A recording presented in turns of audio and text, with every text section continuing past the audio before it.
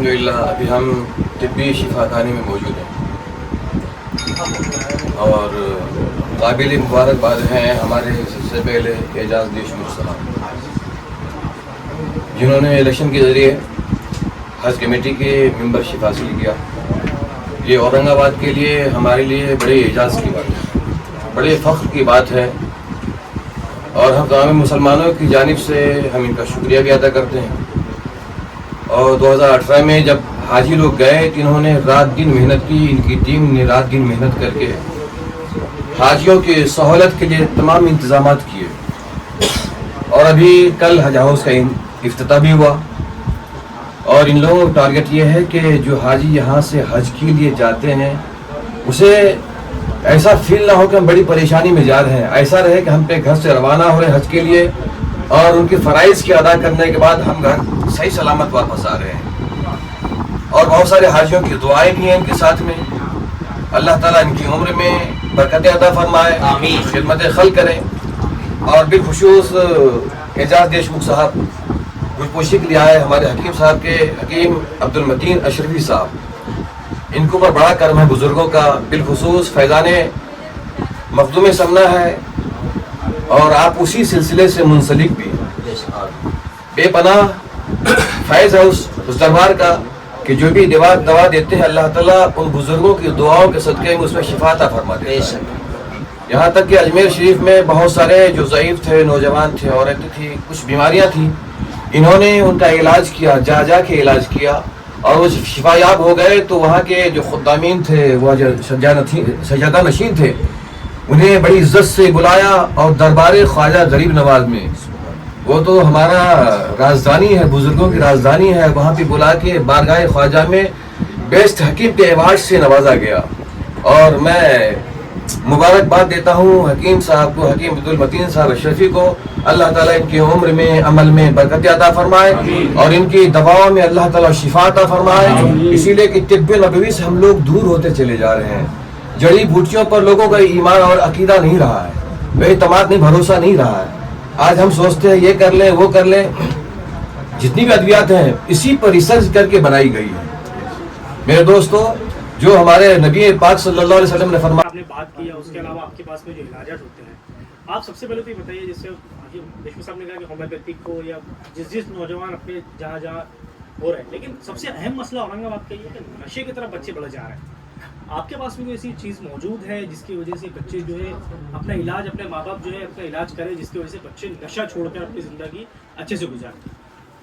अल्हम्दुलिल्लाह तिब्ब नबवी में अल्लाह तबारक व तआला ने उसके हबीब सल्लल्लाहु अलैहि वसल्लम के ज़रिए से जो हमें अद्वियात बताई गई है उसमें तमाम बीमारियों की शिफा है और बिलखुसूस नशे की भी बहुत सारी अद्वियात है जो तिब्ब नबी सल्लल्लाहु अलैहि वसल्लम के ज़रिए से बताई गई है ताकि दिल और दिमाग को सुकून लाए और उसका जो जुनून है वो ख़त्म हो जाए।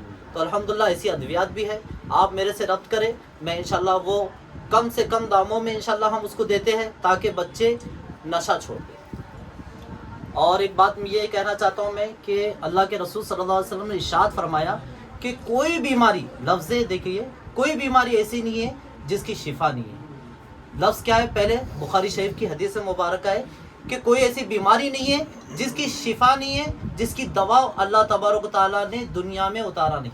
ऐसी कोई बीमारी नहीं है। हम लोग क्या है, बीमारियों को लेकर टेंशन में आ जाते हैं। आजकल माहौल बहुत ख़तरनाक बनाया जा रहा है ताकि हर कोई, और जो बीमारियां बढ़ती है हमारे जहनों से बढ़ती है, दिल और दिमाग की सोच से बढ़ती है। इसने साइंस ने भी आज के दौर में रिसर्च की है कि बीमारियां कैसी बढ़ती हैं। तो मेरे आका सल्लल्लाहु ताला अलैहि वसल्लम की बहुत सारी तिब्बी नबवी के हमारे पास अद्वियात है और भी बहुत सारी अंदर रखी हुई है। तो अल्हम्दुलिल्लाह हम उसी से मरीज़ का इलाज करते हैं और अल्लाह तबारक ताला शिफा अता फरमाता है। हकीम साहब, जैसे अभी कुछ दिन पहले आपको ख्वाजा वहाँ पर आपको जो है अवार्ड से नवाजा गया, अजमेर शरीफ आप गए थे, वहाँ से आपको अवार्ड से नवाजा गया, उसके बारे में थोड़ा सा बताइए। अल्हम्दुलिल्लाह अजमेर शरीफ में हमने कुछ मरीज़ों को दवा दी तो अल्लाह तबारक ताला ने उन्हें मुकम्मल शिफा अता फरमा दी। जो तिब्ब नबवी के नुस्खात थे तो उन्होंने हमको वहाँ पर बुलाया और कहा कि हम आपको बेस्ट हकीम के अवार्ड से नवाजना चाहते हैं और अल्हम्दुलिल्लाह उन्होंने दरबार गरीब नवाज में हमें उस एजाज़ से नवाजा। औरंगाबाद में कितने सालों से कर रहे हैं आप? हम औरंगाबाद में 7 साल से कर रहे हैं, लेकिन 2 साल से तिब्ब नबवी पे मुकम्मल फोकस देकर यहाँ पर 2 साल से हम इस तिब्बे नबी के ज़रिए से इलाज करते हैं। आपका मुकम्मल एड्रेस बता दीजिए। हाँ, हमारा Anisa near Anisa school, Katkat gate road, Aurangabad. Answer sir. Ejaz भाई, जिस तरीके की आपको हज हाउस का नंबर बनाया है, और आपके लिए मुबारकबाद है, बल्कि औरंगाबाद शहर के लिए मुबारकबाद है, सारे मराठवाड़ा के लिए मुबारकबाद। आज आप इस जगह पर आए, शिफा क्लिनिक पर आए, इसके आने की वजह आप बताइए, और उसके अलावा जो आज गुलपुशी आपने मौलाना की है उसकी वजह। सब में पहले मैं अल्लाह ताला का शुक्र अदा करता हूँ कि उन्होंने मुझे हाजियों की खिदमत का मौका अता फरमाया, और साथ ही साथ हकीम मतीन साहब का भी मैं शुक्रिया अदा करता हूँ, जिन्होंने तिब्बे नबवी पर अबूर हासिल कर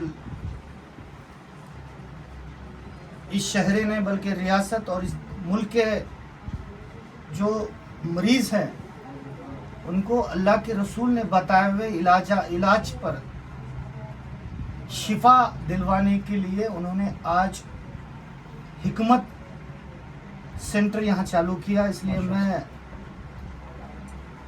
इस तिब्बी सेंटर का और जनाब मतीन साहब का शुक्रिया अदा करता हूँ, और अल्लाह से दुआ करता हूँ कि हकीम मतीन साहब के ज़रिए अल्लाह के बताए हुए तरीक़े से इलाज होकर लोग शफायाब हासिल कर सकें, क्योंकि दुनिया में जितनी भी थेरापी है, सब में बड़ी थेरापी वो मेरे आका मोहम्मद सल्लल्लाहु अलैहि वसल्लम इलाज पर ही मुबन्नी है। कई रिसर्च हो गए, कई दवाएं जो है तो एलोपैथिक के अंदर निकली है, जो तिब्बे नबी के माध्यम से इस दुनिया में आज जो बड़े बड़े दवाखाने चल रहे हैं, वहाँ भी उन रिसर्च के बाद वो इलाज चल रहा है। और अफसोस की बात है कि हमारी अवाम, हमारे कौम के जो मरीज़ हैं उनको तो एलोपैथिक और होम्योपैथिक और ना जाने कौन कौन से पैथी मालूम है, और उस पर भरोसा करते हैं। और जो भरोसा हम तिब्बे नबवी पे करना चाहिए, उसकी मालूमात हमारे पास बहुत कम है। मैं शुक्र अदा करता हूँ अल्लाह का कि हकीम मतीन साहब के ज़रिए उन्होंने शहर के एक बहुत अच्छा हकीम यहाँ पर की हिकमत से नवाजा है। अल्लाह उनके हाथों से शिफा कामिला और आजरा हर एक को नसीब फरमाए। सर, एक सवाल हज से और उम्र से जुड़ता हुआ है कि आने वाले वक्तों में जब कमेटी पर आए हैं तो क्या क्या सहूलतें फराम रहेंगी, उनको जो तकलीफ होती थी जरा वो बता दीजिए, ताकि लोग आपके पास फ़ोन कर सके कि देशमुख साहब ये मसला आ रहा है। मैं इलेक्शन में चुनकर आया हूँ,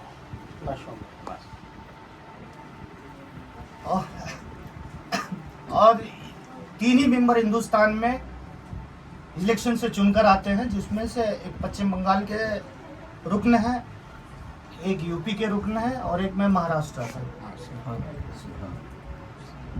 इंशाअल्लाह हाजी यानी अल्लाह के मेहमान होते हैं। इससे पहले 2017-2018 के हज में जब मुझ पर इस शहर की जिम्मेदारी थी, इस सूबे की जिम्मेदारी थी, तो मैंने अपने साथियों के साथ और इस शहर के नौजवानों के साथ मिलकर हज के सफ़र को आसान करने की कोशिश की, और इंशाअल्लाह अब भी मेरा यही कोशिश रहेगी कि आने वाले साल गुज़िश्ता साल से अच्छा और आसान हज हो, कम कीमत में हज हो, तमाम सहूलत फराम हो, यहाँ के एयरपोर्ट से लेकर, यहाँ के हज हाउस से लेकर वापस हज हाउस पर आने तक हाजियों को ऐसा महसूस हो कि वो अपने घर से ही जो है तो हज का जो है तो फ़राइज़ का अंजाम दे रहे हैं। इस तरह की हम कोशिश करने जा रहे हैं। सर, अभी एक मौका तो नहीं है, पर एक सवाल ये है कि ये जो रेट आपके जो हो रहे हैं औरंगाबाद से जाने के लिए, जो काफ़ी बढ़ के रेट ले रहे हैं, उस बारे में आप क्या कहेंगे तो सर? ये गलतफहमी है कि हम लोग ले रहे हैं, इसके टेंडर्स निकलते हैं। जी गुज़श्ता साल एयरलाइंस के टेंडर्स ने यहाँ से जो फ्लाइट्स थे जी सर। उसमें रुचि नहीं बताई, अच्छा।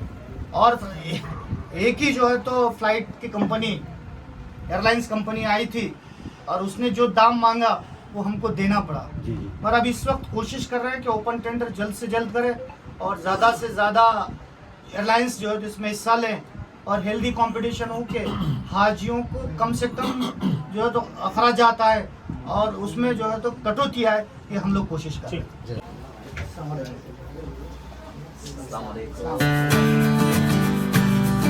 प्रोग्राम में